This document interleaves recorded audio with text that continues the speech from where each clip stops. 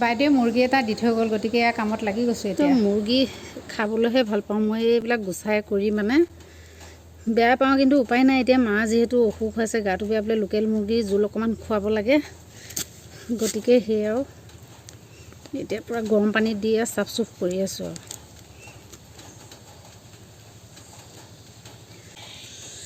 সেইকাৰণে কেতিয়াবা কি কৰোঁ, দোকানতে কৰি মেলি আনো, কিন্তু এতিয়া আগবেলাৰ ভিতৰত মানে দিনত কৰিলে অলপ অসুবিধা হয়, সন্ধিয়া টাইমত কৰি মেলি দিয়ে।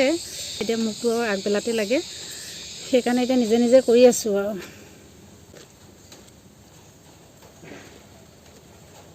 খাবলৈ জানিলেই নহ'ব দেই, কৰিবও পাৰিব লাগিব। গতিকে মানে এই আৰু এতিয়া বোলো অকণমান জুই টাপ দিওঁ, যিহেতু মুৰ্গীবিলাক জংঘলতো ঘূৰি ফুৰে ন, য'ত ত'ত ঘূৰি ফুৰে, গতিকে মানে বীজাণুবিলাকতো লাগি থাকেই সিহঁতৰ গাত। যিমানে গৰম পানীত দি চাফ নকৰোঁ, জুই টাপ অকণমান দিলেহে মানে বীজাণুটো যেন মৰে, মোৰ তেনেকুৱা ভাৱ আহে। গতিকে আৰু সৰু সৰু নোম অলপো থাকে, সেইকাৰণে বোলো সৰু সৰু নোমখিনিও পোৱা যাওক আৰু তাৰ বীজাণুটো শেষ হৈ যাওক, আৰু তেতিয়াহে যিহেতু ঘৰৰ সকলো ল'ৰা ছোৱালীও খায় ন, গতিকে মানে অকণমান ভালদৰে সিদ্ধ হ'লে ভাল লাগে, তাৰ বীজাণুবিলাক নোহোৱাল। তাৰপিছত এয়া কৰি মেলি হৈ গ'ল, ইফালে আৰু কাটিবতো লাগিবই, আৰু দুপৰীয়া সাঁজ আজি এনেকৈয়ে মুৰ্গী জোল দিয়ে খাব লাগিব। আৰু যিহেতু মা অকণমান অসুস্থ হৈ আছে, গতিকে অকণমান জোল অকণমান বোলো খুৱাই দিওঁ, সেইকে যোগাৰ কৰি লৈছোঁ এতিয়া।